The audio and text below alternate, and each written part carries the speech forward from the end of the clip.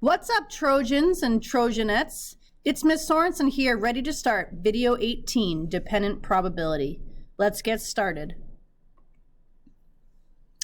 Remember, dependent events are events that impact others. So for example, what happens during the second event depends upon what happens before.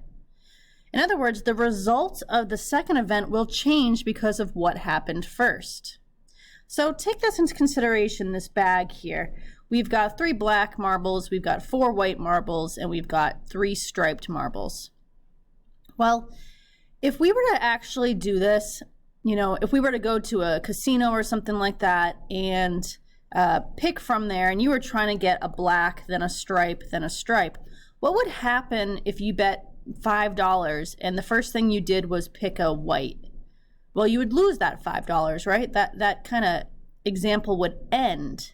And so the key to doing these problems is to actually assume that you do this correctly and you keep going to calculate your probability. What do I mean by that? We mean that we actually assume that we pick out a black first. So what's the probability of picking out a black? Well, that would be 3, because there's 3 blacks. And how many marbles are there? Well, count them up. There's 10.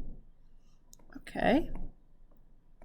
Now remember, if we didn't pick a black marble out, we'd stop. We'd say, oh, we lost. But since we want to calculate this probability, we want to see, what the odds are of it happening. We have to now assume that we picked out a black marble. Why do I say black? Because that was the first thing that we did, is pick out a black. So what I want to do is say, hey, we picked out this black right here. It's gone. So now we say to ourselves, well, what's the probability of picking out a striped marble? Well, how many striped marbles are there? There's 3. Out of how many marbles? Well, actually, we already picked out this marble right here, so we now have 9 marbles. Kind of sound German there. 9 marbles in the bag. All right, so what do? We assume that we correctly picked out a stripe. So I'm going to cross out a stripe. It doesn't matter which one, but let's say we picked out this one right here. All right, so now we continue with our probability. Okay, now I need to find the probability of getting a stripe on the third, given that I've already picked out a black and a stripe.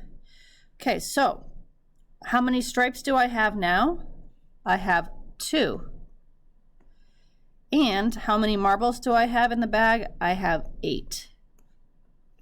So let's multiply across our numerators, and I get 18. Multiply across my denominators, and I get 720. Get that answer in your calculator, press enter, then press math, then fraction, and that gives me a reduced fraction of 1/40. Okay. All right, example 2 here. What's the probability of picking out a stripe, then a white, then a black? Well, what's the probability of picking out a stripe? Well, that would be 3 out of 10. And now what am I assuming that I just picked out? That's right, I'm assuming that I picked out a stripe. All right, so now what's the probability of picking out a white? Well, how many whites do we have in there? We have 4. But how many marbles do we have? We have 9. Okay. So now I'm going to cross out what? I'm going to cross out a white because I just picked out that white. Okay, now what's the probability of picking a black? Okay, well, we still have 3 blacks left, but we have 8 marbles left. So multiplying across the numerators, I get 36. Multiplying across the denominators, I get 720. Put that in my calculator, get a decimal, then press math, then fraction, and I get 1/20. Excellent. All right, next one. What's the probability of picking out a black, black, and black? Maybe you want to pause the video and see if you can get this right. All right, welcome back. So black, black, black would actually be 3 out of 10. And then one of those disappears. So now how many black are we left with? Well, remember, I'm trying to get another black, so now I have 2 black that are left out of 9 marbles. And then we pick out another black, and we have how many black left? Now we have only 1 black left out of 8 marbles. And so that's going to give me 6 over 720, which does reduce to 1 over 120. So it looks like the least probable event happening. Now I hope you see a little bit of a pattern here. You can see that our denominators always go down because we're picking something out. And it's a little bit trickier for the numerator. Here you can see black, black, black. If they're the same, that is going to reduce by 1 each time. But if they're totally different, you're not removing one of those colors, so it won't have that same impact. All right, let's try another one. There are 6 black pens and 8 blue pens in a jar. If you take a pen without looking and then take another pen without replacing the first, what's the probability that you will get 2 black pens? Well, the key to this problem is you're not replacing it, so that's why it's dependent, versus on that card problem we did, we would put the card back in, and that's why that one was independent. All right, well, how many total pens do we have? What's 6 plus 8? It's 14, so we've got 14 pens. All right, and this one's asking us for the probability of black, comma, black, picking out 2 black pens. Okay, well, how many black pens on the first pull? We've got 6 black pens out of 14 total. And then we assume that we picked out a black pen, so how many black pens are left? Yeah, you're right, that's 5. And then how many pens total are left in the jar? That is 13. Okay, multiplying across, I get 30 over 182. And that does reduce to 15/91. Here we are. So what is the actual definition and formula for this? This is it. Honestly, I don't love using this formula. I kind of like just reasoning it out. But if you're a formula kind of person, here it is. So if A and B are dependent events, the probability of A happening and then B is the probability of A happening, right? The probability of that black pen happening, times the probability of B happening given that the first thing happened, right? Given that this thing happened, what's the probability of B? So that's pretty much what that means. And it's exactly what we were doing before. Remember, this probability, we're assuming that A happened, or assuming that A happened. So if you like that, awesome. If you don't, I would just kind of forget about it. Okay, how about example 5 here?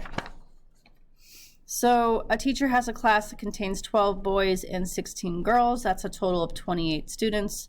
And the teacher wants to pick 2 volunteers. Obviously, these volunteers are going to be different and not the same person. So she randomly selects one student and then selects a different student from the class. Find the probability that she chooses a girl first, then a boy. So that's going to be a probability of G, comma, B. Well, how many girls do we have? That's 16 out of 28 students in the class. Then if she's chosen a girl, how many boys are left? Well, it hasn't impacted that number. It's still 12 boys left.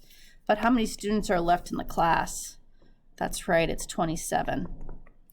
Okay, multiplying through, I get 192 over 756.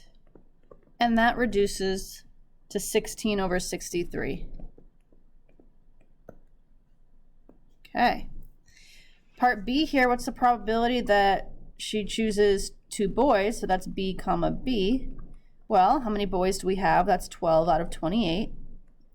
But then if I picked a boy, how many boys are left to choose from? It's 11 boys. And how many students left in the class? 27. So that's going to give me 132 over 756 again. And that reduces to 11 over 63. All right, and so which one's slightly more probable? Slightly more probable that she chooses a girl first and then a boy. All right, example 6. This is our last one. Well, I guess example 6 and 7 are our last ones. So Tasha's bowl contains 4 red, 6 green, and 3 brown candies. She randomly chooses and keeps 3 candies from the bowl. This kind of sounds like she's picking 3 at the same time, which is definitely still a dependent probability problem. What's the probability she chooses all brown? It's going to be probability of B, comma, B, comma, B. So what's the probability of picking brown here? Well, there's 3 brown, and how many total candies? We add that up, and we get 13 total candies. So now we say, okay, let's assume she picked a brown, so how many browns are left? That's 2 out of 12 total candies. And then again, she picked a brown, so how many browns are left? Well, we've only got 1 brown left out of 11. So multiplying through, we get 6 over 1716, and that reduces to 1 out of 286. So as you would assume, a very low probability of picking brown, brown, brown. It's possible though. All right, example 7, from a standard deck of 52 cards, 2 cards are selected. Again, this sounds like at the same time, so that's a dependent probability. What's the probability that 2 black cards are selected? All right, well, this is going to be 26 black cards out of 52. If you want to write that as 1/2, you certainly can, but I kind of like doing 26 out of 52 because it helps me with my next fraction. So if I picked a black card and there were 26 of them to start, I'm now left with 25 black cards out of 51. Okay, and that's going to be equal to 650 over 2652, which equals 25 out of 102, which is not reducible, but you should realize, hey, that's really close to 1/4, which would make sense. 1/4 is our answer if we put the black card back, but we have slightly less of a chance than 1/4 to pick out 2 black cards in a row because you've already picked out a black card to start with. So this makes total sense that it would be close to 1/4, but a little bit less. All right, that's it, folks. Hope you enjoyed dependent probability. Have a fantastic day.